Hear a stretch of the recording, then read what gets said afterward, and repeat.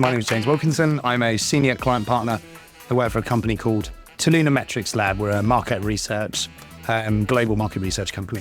What do I really do though? I'm very privileged to work with some of the world's most dynamic and innovative brands and help connect them to the voice of the consumer so they can make decisions, whether it be decisions about innovation or the marketplace or packaging or adverts or anything like that, using actual consumer data rather than, for instance, gut feel or what they think the market's doing.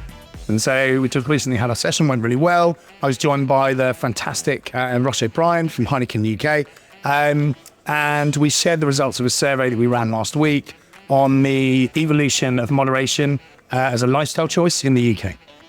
Oh, that's a great question. So, I mean, this is my third year now coming to the Innovation in Non-Alc conference. And there's a reason why we keep coming back. And mostly it's that it offers a really quite unique experience in being able to engage and talk to our customers and our prospects, as well as some really interesting and innovative people and brands within the industry. So there's always lots of gems of information. There's always something you don't expect, and there's always some fantastic conversations here. But one of the interesting things to look at in terms of the data is the how is non-alc comparing when you compare it to the alcoholic, when you compare it to the alcohol market. So total beverage volume on alcohol went down a couple of points during 22-23. Is due to decline over the next 5 years by about 1% in terms of compound annual growth rate. Conversely, non-alc is due to grow by 4 to 5% in that time. So what you're seeing is, whilst the alcohol market in general across the Western world is on a long-term decline, actually non-alc and alcohol alternative market is, whilst a nascent industry, on a long-term uplift. So I think there's some really interesting opportunities. A lot of that growth can be led by low alcohol beer. We saw the excise duty rates changing in the UK last year, and immediate responses from the likes of some of the mainstream brewers like Carlsberg, like Bud Light, bringing down their ABV to about 3.4%. Recorderly just last week doing the same. We also see in the non-alc space that there is a huge amount proliferation of innovation in the last couple of years. Consumers are telling us that they want more flavors. So we are seeing a lot more in terms of flavor profiles, a lot more in terms of radlers coming through, and a lot more opportunity, particularly within the beer space, to grow. Now, on top of that, you've then got a huge amount of growth in the non-alc spirits world. Gin has really led the way there over the last few years, but now non-alc spirits actually outperforms in terms of volume tequila, for instance, in the UK, which is quite an astonishing stat, frankly. So we're seeing a lot more flavor profiles coming through in terms of the spirits category, as well as where previously would have just been gin. So I think there's a huge amount of opportunity, innovation we expect to see continue, and we expect, I suppose the other thing is, we expect to see more, and it's becoming more and more prevalent now, where people, both consumers are asking and manufacturers are talking about mood enhancing or functional enhancements to their drinks. So whether that's CBD with the likes of Trip, or whether it's things like adding electrolytes or adding protein or various functional enhancements to drinks as a sort of functional mood enhancer.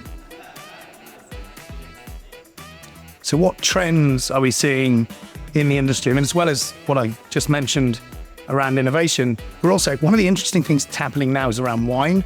So historically, no and low in wine has been really led by smaller companies and the sparkling wine companies. The likes of Nosecco, for instance, being a fairly well-known brand on that. What hasn't really happened is the major producers haven't really got that involved, but in combination with the changes in excise duty that came in 2023, and the removal of the wine easement, which is due to be removed in February 25, which is going to make that whole category far more expensive for consumers, but also far more complicated for the wine producers themselves. We're starting to see major wine producers now coming in and saying, okay, let's look all the way down the stack. They're starting to look far more closely at the opportunity in mid-strength, at the opportunity in low strength, and the opportunity in non-alc versions of their popular brand names. So I'm starting to see quite a lot of development there.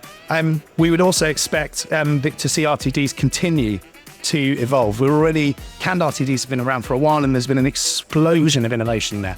We're also now seeing bottle versions of RTDs and premium cocktails coming onto the shelves, which hadn't historically happened. So we're seeing a lot more development there as well. So, I mean, really across all categories, there's going to be continued amount of huge innovation, and also a bit of a focus on physical availability within the on-trade, which we're already starting to see in beer, but not so much yet in the other categories. How is consumer sentiment evolving towards moderation generally? I mean, it's really interesting. We know that moderation is being led by the younger generations, Gen Y, Gen Z in particular, far more interested in their physical and mental health, far less likely to drink alcohol, far more interested in alternatives to traditional soft drinks. It's one of the reasons we're seeing an uplift, for instance, in consumption of adult soft drinks or sophistication, something that isn't just a standard fizzy drink, for instance. So whilst that is true and that will continue to lead a lot of the innovation, we are also seeing boomers and Gen X gradually being dragged along for the ride. So perhaps 2 or 3 years ago, we saw the older generations kind of going, I don't really understand what moderation is all about. If I want to not drink, I'll just drink something. I'll just drink a soft drink.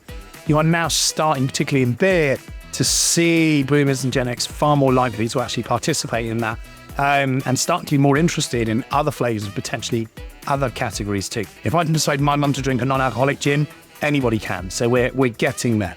That's the general trend we're seeing. We're obviously seeing more trends in terms of innovation. And I guess the other one is the one I mentioned before around physical availability in the on-trade. We're seeing people saying that they got introduced to non-alc because they saw it on a menu. That wouldn't have happened a few years ago. You wouldn't have had non-alc options on menus. That's starting to come in now, starting to bring more people into the category.